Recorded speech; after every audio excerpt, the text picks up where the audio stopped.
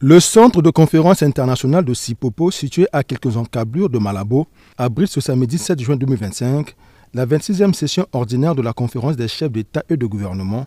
de la Communauté économique des États de l'Afrique centrale, CEEAC. Répondant à l'appel du devoir, 6 chefs d'État ont effectué le déplacement de la Guinée équatoriale, au nombre desquels le Congolais Denis Sassou Nguesso. Le président de la République, très attaché au panafricanisme,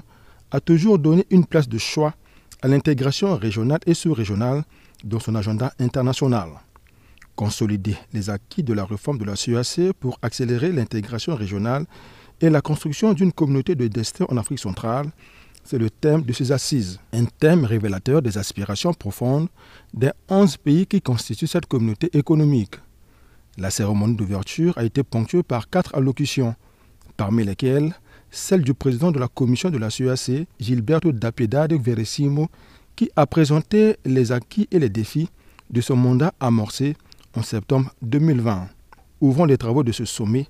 le chef de l'État équato-guinéen Teodoro Obiang Nguema Bazogo a fait le bilan de sa mandature en sa qualité de président en exercice de la CEEAC. La 24e session ordinaire de la conférence des chefs d'État et de gouvernement de la CEEAC a marqué le début de la présidence de la République de Guinée équatoriale le 9 mars 2024. Dès le début de ce mandat, nous avons établi une feuille de route qui expose les défis actuels